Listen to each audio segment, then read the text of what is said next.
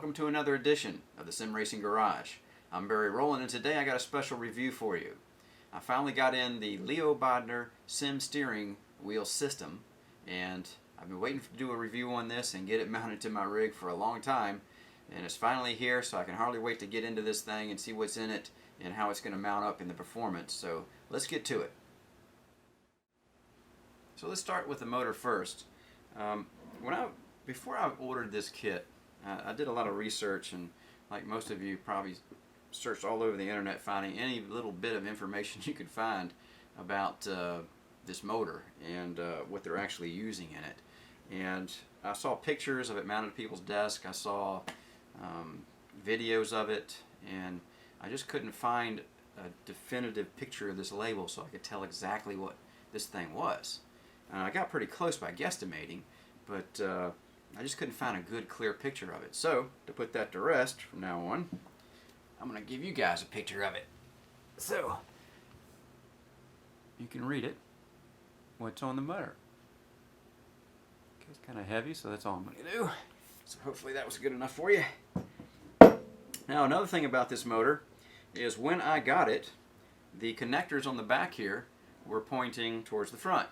Now, the instructions that came with the kit said that you could just take these and easily spin them around to wherever you wanted to put them as far as positioning.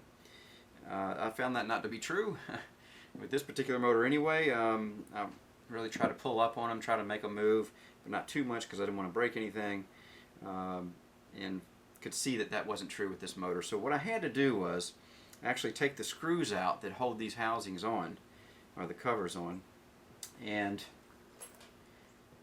they are a T or Torx bit number 8, and fortunately for me, I had an old Cobalt toolkit that had a set of these in them, which are very long, small Torx bits drivers. And it's a good thing because I had the Torx bits drivers in a kit of bits, which a lot of people probably have, and I had that 8. But the problem is the bit's so fat, you couldn't get it in at a decent angle to the screw heads here. So there's no way you're going to get them loose. But fortunately I had one of these. So you might want to make sure you have something like this if you're going to have to turn these around if any of you guys ever get this kit. Just one of those things that's gotchas that you never realize until of course you actually have something in your hand. So anyway, what I did was I just undid the screws, and I'll give you a shot here, and then turned them around to where I wanted them. I think you can see them. Let's see, right there. So not a whole lot to it. It's not that hard to do. And plus you can see while we're here the pinouts of the actual plugs. And of course the threads on the side of the plugs that the connectors will thread onto. So once I took those out and turned it around, no worries. Tighten everything back down and it looks good. Now this motor is rated at, from what I've read, at 340 inch-pounds of torque. That's a lot of torque, more than we'll ever need. And again, that's one of the reasons why the kill switch is on there, so that if something happens, you don't have to try to grab the wheel. You can hit the kill switch instead, because you could probably really hurt yourself on this thing.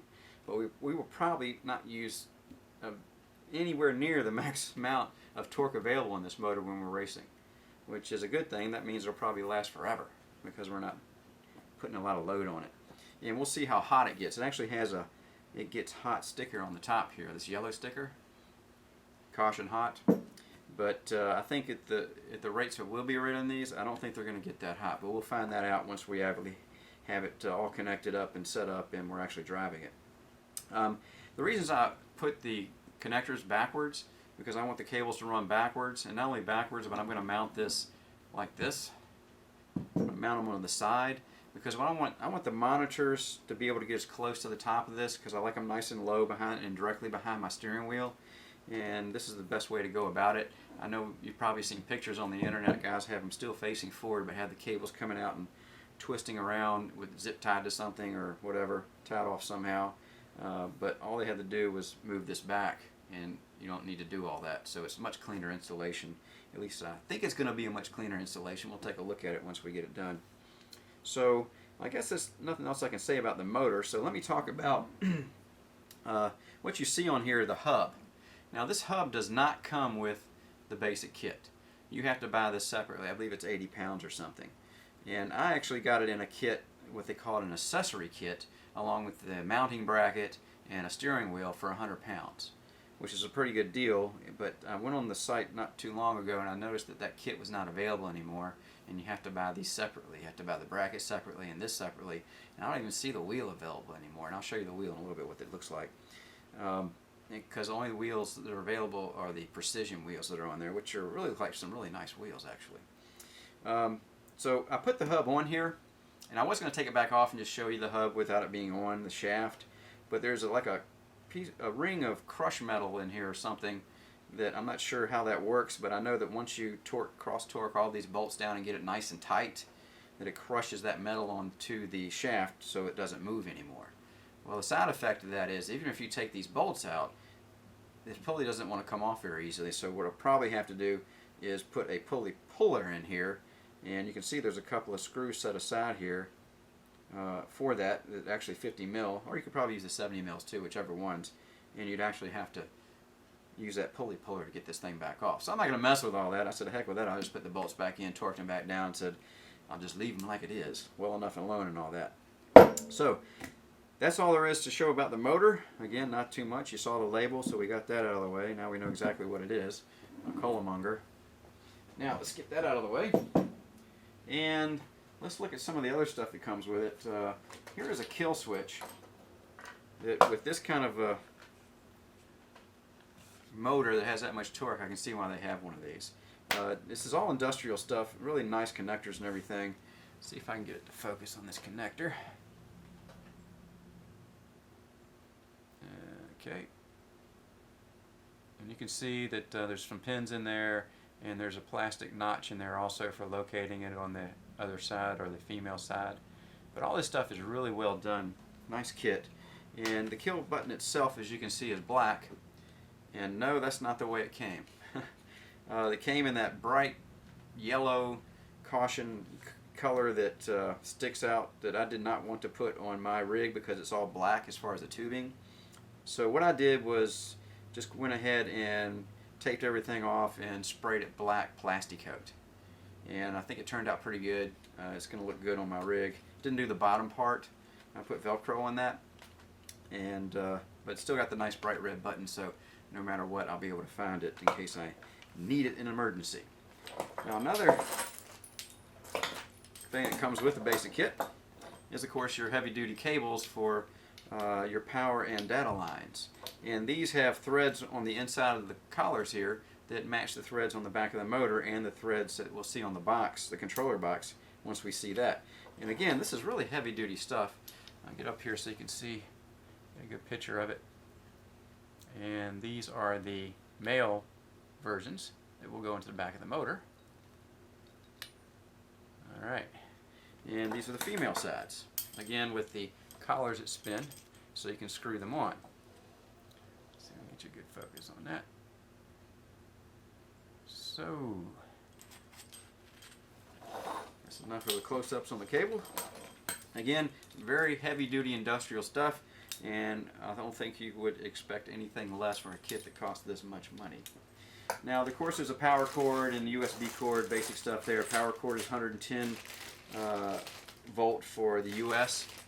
And here we have some nice stainless steel bits for attaching the motor to the bracket itself, and for attaching the motor and bracket to whatever you're going to attach it to. In this case, I'm going to have a 1/4-inch plate that this attaches to for mounting my wheel and the kind of wheel mount that I have set up. And we'll see what I fabbed up for my Stage 4 rig in just a little bit when we start putting all this together. Now, did I miss anything? Yeah, the bracket. Before we get to the box. This is the bracket that is actually going to mount the motor to my plate or to a desk, whatever the case may be. And of course you see the motor actually mounts through here. Not a whole lot to this. It is about a 5-degree negative bend on this from 90 degrees, which gives you a little bit of tilt on the wheel. And imagine if it wasn't enough or it was too much, we could just put this in a vise and bend it back to wherever you wanted it to be, as long as it wasn't too extreme. So that gives us a nice little tilt back on the bracket itself. Again, this does not come with the kit. You have to buy this separately. I believe this is 35 pounds. but it's just a 1/4-inch plate steel, or 6mm for the folks across the creek there, or everywhere else in the world actually. Not a whole lot to it. It's not even powder coated. It's just got some paint on it. So I wish that had come with the kit, but we'll talk about that on final thoughts on this rig. Also, in the kit, that accessory kit that I bought, a steering wheel came with it, and this is just a no-name brand type steering wheel, maybe $35, $45 wheel, 320mm. Actually, it's a pretty good feeling wheel, I gotta admit. It's not that bad, but I've got my own wheels, and I won't be using this, so I'll probably put this up for sale eventually, because I'm just not going to use it. But it was better for me to buy the accessory kit because it was $100. The hub that you saw on the motor was 100 pounds, excuse me, was actually 80 pounds all by itself, and this was 35 pounds. So the wheel was kind of thrown in extra. But unfortunately, it doesn't look like they're offering this accessory kit anymore, and you have to just buy everything separate. It'd be nice if they threw this in with the kit, but you know, I guess I understand the point is they're really making this system for professional race clubs or professional race teams, and they've got, of course, their own fab shops, and they can fab up whatever they want as far as mounting it to whatever and mounting the wheel however they want to. So that's probably why it doesn't come with it and you have to buy it separately. But it'd be nice if they give you the poor boy's price on the accessory kit for us guys that can't do that kind of stuff, and we have to go with what they give us. So anyway, that's everything comes with the kit there. And of course, the most important part is going to be the controller box. And you can see that. This is where all the magic happens. And I imagine this is where all the money is, or at least the majority of the money that we spend on this kit. It's, of course, their research and development to develop this system. And of course, they'll actually have firmware or driver updates as they go along also that are going to be free. So that's just part of the expense of doing business at this level. The motor itself, I actually looked it up, and anywhere from $1,200 to $1,300 for that servo motor. So it's not a cheap motor, and that's some expense went to that also. But this is where the majority of it went. And as you can see, it's just not much of a box, just a metal box with some vents on both sides, and I don't know if you can see might be some air or some light from the back going through there, so it's not chock full. Let's go this way. There we go. You can see some light through it. So it's not chock all the way full, which is good. That means there's good ventilation through this box. And you can see on the front, it's not a whole lot to it either. Just got your COM1 and COM2 ports for connecting the motor. The mains over on this side for the 110 volt, and over there you see the USB and the emergency stop part on it. Alright, so that's what comes in the kit, and next thing we're going to do is assemble the motor to the bracket, and then we'll get the bracket mounted to the plate that I'm going to use to mount it to my actual rig. So let's go ahead and get those bits done now.